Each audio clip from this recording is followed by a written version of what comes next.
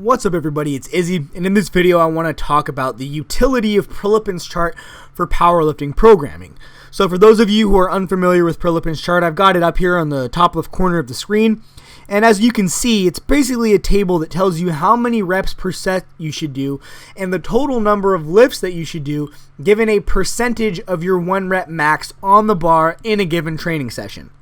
So way more simply, it tells you how to structure individual workouts. Now, let's give some context to Prilepin's chart so that you know where it came from. First of all, Prilepin was an Olympic weightlifting coach, and this table was developed for Olympic weightlifters. So that's kind of strike number one as far as powerlifting specificity goes. The table was developed in order to help weightlifters maintain technical integrity and optimal bar speeds for the sport of weightlifting. Now, for those of you who are unfamiliar, weightlifting has infinitely higher power threshold requirements than powerlifting. You can't lift slowly in weightlifting and be successful. You have to move the bar quickly and get underneath the bar, right? Whereas in powerlifting, as long as you lock out the lift, it doesn't matter how long it took, right? There's no style points or anything like that. You might have 7 to 10 seconds before your ATP fully runs out while you're trying to lock out a lift, but as long as you lock it out, the lift counts. So the bar speed requirements for powerlifting and weightlifting are just different. I don't want to say they're completely different, but they're different. Different enough that the training effect that Prilepin is going for in this chart is not necessarily relevant to a competitive powerlifter. So that's kind of strike number 2. Strike number 3 is that, of course, the chart makes no reference whatsoever to microcycle volume or macrocycle volume. And in other words, what I'm trying to say is that it doesn't help you determine how much volume you should do in a week or a training block. And this is important to note because when we're thinking about powerlifting frequency versus Olympic weightlifting frequency, I think it should be immediately obvious that weightlifting frequency is significantly higher. Most Olympic weightlifters, if you're unfamiliar with the sport, train anywhere from 4 to 5 to 6 to 7 times per week, oftentimes multiple times per day on some days of the week. Now, compare that to your average powerlifter who I would say bench presses between 1 to 3 times per week, squats between 1 to 2 times per week. Some people push it, up to that 3 and 4 range on the squats, and most people deadlift once per week with, a large portion also doing twice a week on the deadlift. But again, the frequencies are just much lower. Most powerlifters don't train a particular lift more than 4 times per week at the most, right? I mean, there's some exceptions, but really you will not see very often a powerlifter training one of the lifts more than 3 to 4 times per week.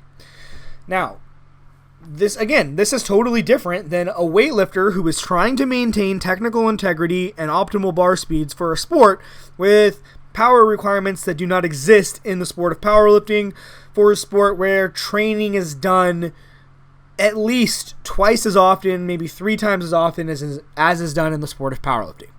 So right off of the bat, we have to be left wondering what is the specificity of this table as it regards to the sport of powerlifting, as it relates to the sport of powerlifting. And I think the answer, of course, is that the specificity is pretty low. And there's just a lot wrong with it, in my opinion. So, number one, the first thing that I'll state right off of the bat is that, of course, if you look at Prilepin's chart, it never recommends anything above 6 reps. A lot of powerlifters have extensive experience and a lot of really successful experience with 8-rep sets or even 10-rep sets when they're focusing on muscle hypertrophy.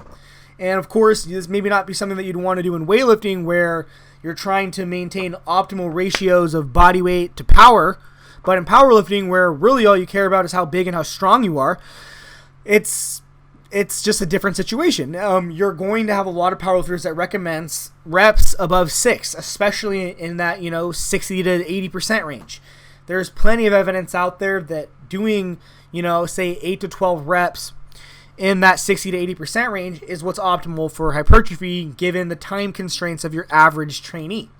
So, of course, this chart completely leaves out the most common form of hypertrophy rep work that we see in powerlifting. So right off the bat, that should leave you skeptical, of course, of that aspect of the chart. And yeah, like I think I've just mentioned as well, it's just not very good for the bench press. It's not a very good starting point or guideline. The workouts for Prilepin's chart are usually not enough or too easy, in my experience, for bench pressing average bench press trainee. Now, things might be a little bit different if you bench press in excess of 400 or 500 pounds, and the chart might work a little better for you. But for the average person with a sub 400 pound bench press, it's not going to be very good. You're going to need more work. For squat and deadlift, I find that it is a bit more appropriate for your average powerlifter. Now, there's a lot of workouts that would fall under Prilepin's chart that are classic effective workouts.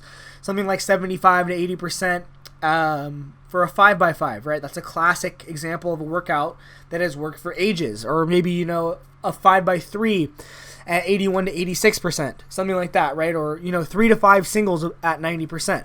These are examples, classic examples of old school workouts that work extremely well for the sport of powerlifting.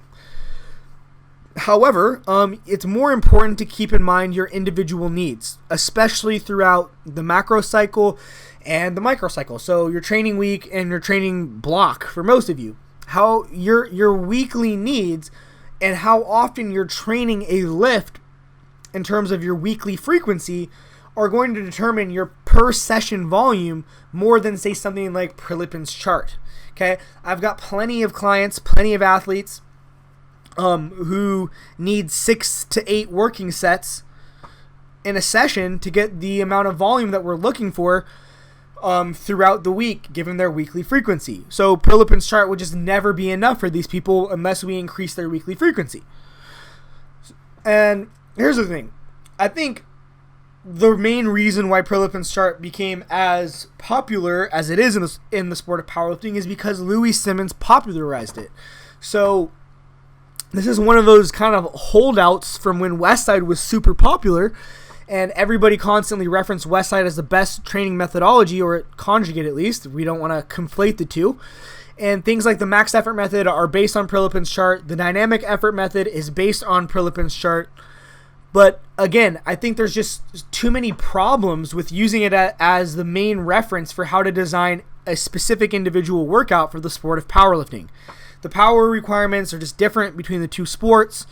Prilepin's chart doesn't recommend anything above 6 reps, and a lot of times most of you are going to benefit from hypertrophy work even with the main lifts at 8 reps. It's just too low for a lot of people's bench press. And again, on an individual to individual basis, it can sometimes grossly underestimate the amount of volume you should be doing per session, particularly in the squat, depending on your weekly volume needs. And again, because the chart makes no attempt to inform you of how often you should train per week. So overall, if you're a beginner to programming, I think it can give you some rough ideas of where to start for the squat and the deadlift. But as you become more advanced as a programmer, I think you'll find yourself referencing this chart less and less over the years. As in my opinion, the utility for the sport of powerlifting is just low. It's just low, and there's a lot better ways that you can determine how much volume to do in an individual training session. Again, as you become an intermediate and advanced lifter, your needs are going to be individualized. And it won't, in my experience, there's a lot of cases where it won't fit into this chart at all, just at all. So overall, I can't recommend people relying on Prilepin's chart to determine their volume needs for the sport of powerlifting. It can be a good little guideline for people who are new to programming, but don't put too much stock in it. And overall, in my opinion, for all the reasons I listed, 1, it was developed for weightlifters, by weightlifters, to preserve technical integrity and bar speed for a sport that has power requirements that are not there in powerlifting. 3, it ignores some of the hypertrophy type of workouts that are necessary, in my opinion, for long-term powerlifting progress. And 4, it just isn't very good for the bench press. And 5, as you become more advanced, your individual needs may fall way outside of the chart, and that happens with a great enough frequency that I would say, again, the chart's just not that useful. Anyways, guys, hope you enjoyed the video. As always, good luck with your training, and have a nice day. Peace.